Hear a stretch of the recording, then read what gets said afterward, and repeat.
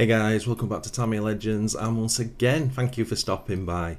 So, as the end of the year is almost upon us, I thought this would be a good time to put out this little video, which is basically my top 5 builds of 2021.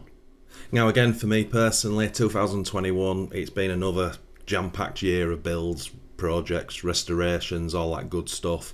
And when I thought about making this video, I thought it's going to be quite difficult to pick a top 5. But it actually wasn't at all. So yeah, here's my top 5, going with the least to my most favourite being in number 1 position. So in number 5 position is my Tamiya Subaru BRZ on the TTO2 chassis. Absolutely nothing special about the chassis whatsoever, basic TTO2. But why I put this in my top 5 is because it turned out better than I'd hoped it was going to turn out, if that makes sense.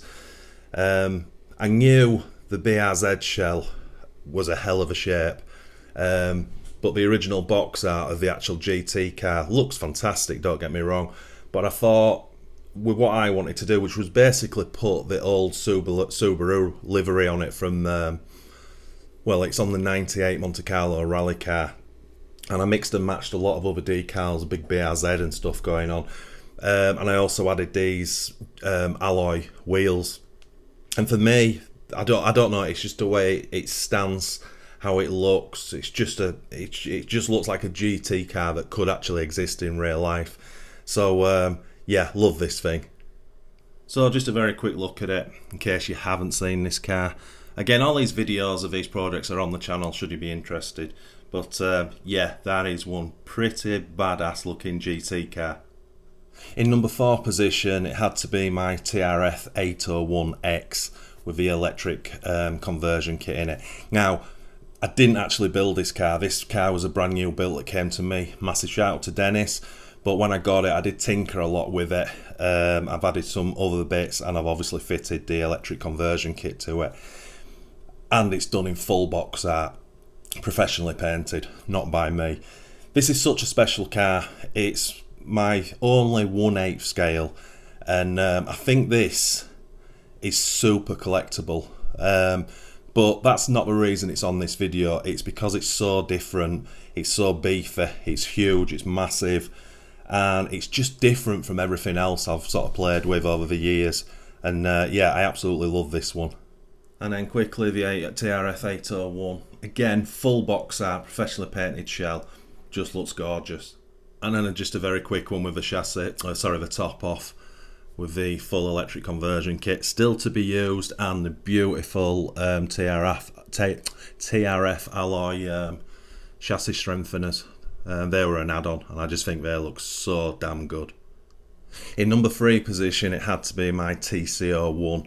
At the time I built this, it was the most modern Tamiya chassis I'd ever put together, and I absolutely loved this build. And I mean the actual build of the chassis, it was superb. And then I ran it, and it ran superb as well. Just really like this car. And then after the running video, I've added the bling to the chassis. Upgrades, not bling, but it really did bling this chassis up, and it makes the chassis look very special. And then of course this one-off livery that I did. The car didn't actually turn out how I envisaged it, I can't say that word, how I thought it was going to be when I thought up this project, but what I got I was so happy with, and the wheels were just absolutely cock on. And then just a quick one of the TCO1, just super happy with this one. It's unique, it's extremely different from the rest of them, and just so happy with it. And then I also have the added bonus of that's what it looks like with the top off, which is just absolutely gorgeous. In number 2 spot has to be my Tamiya TD4 Super Avante. Now this is the most modern chassis I've put together, because obviously it's just come out. This car has had so much hate and negativity, but that just spurred me on, if I'm honest. And I kind of think that's why it's made it to the list, because this now is a very special car in my collection. As soon as I saw the TD4 chassis, I was like, yep, love the chassis, have to have it, because it's completely different from anything else. The body set on it in box art, you know, that's a lot of people's gripe with it, that it wasn't the best, but I honestly thought I could make it look better.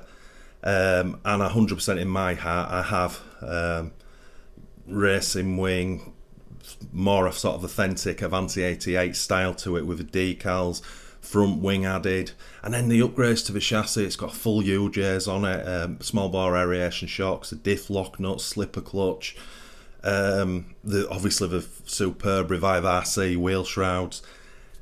Yeah, to me, even the 88 style cockpit with the full face helmet, I put a lot of effort into this one. And it wasn't for you guys, it wasn't to go look this, it was for me, and it was what I would want this car to look like in my collection. And again, I think this is another one that turned out better than I actually thought it was going to do at the beginning of the project. So that's definitely a number 2 spot. Then just quickly over TD4, again I did a lot with this one. Tamiya racing wing, 88 Avante style cockpit, one-off custom front wing, the turbo wheel shrouds from Revive RC, one-off custom decal set from MCI, which I'm over the moon with. Yeah, that one for me just works, and obviously I'm biased, and I've seen a lot of TD4s getting built and painted, and there's lots of beautiful, wonderful, weird colours, but I still think this is the best one so far. And in number 1 spot, it had to be my 1/14 scale semi-truck. Yeah, I mean, this is in number 1 spot by a while, by a long way. I'd never built a truck before. They're expensive, they're big, they're heavy, but as soon as you start building them, you understand where your money's gone, because they're like nothing else. And I definitely will be buying another truck in the future. But this one is complete. So I haven't even run this yet. I've got so much to do with this.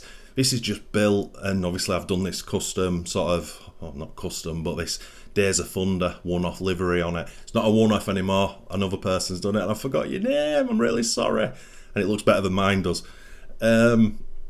Yeah, it was just a pleasure from start to finish. Again, because it was just so different. And then when it was finished and I'd kind of got it looking how I kind of wanted it, I was very happy with it. But as I say, this one, I've got to buy the light kit for it. I've got a shout out to Keith. I've got the radio gear. I've got the sound system to go in it. So there's a lot of work still to do. And that's definitely a job for next year at some point. But yeah, this sits at number 1 spot very easily. And then lastly and quickly, the 1/14 semi-truck. Just absolutely gorgeous. So I said earlier that I'd forgot the gentleman's name. The gentleman's name's called Philip, who's done his own version of this with an Aeromax again, and it looks absolutely superb. As I say, probably better than mine. The colours look better. Yeah, just so happy with this. Again, got so much work I need to do to it, but yeah, as a showpiece, it's absolutely gorgeous. So that's my top 5 2021 builds that I've done. Again, didn't build this one, but I did do a lot of messing about with it. Be interested in the comments if you've got your own favourite that's not in this top 5 that I've done in 2021. Stick it in the comments, I'd love to hear from you. So that was it. It was just an idea of a short video, but I think it's nice. It's a nice little bit of a roundup at the end of the year. A little bit of a look back for me as well, and to see all these 5 things together, it's pretty cool for me. So yeah, once again, my friends, thanks so much for watching. It is honestly massively appreciated. If you are new to this channel, this is the first time you come across us, give this video a thumbs up, go subscribe and hit that notification bell while you're there. That would be absolutely awesome.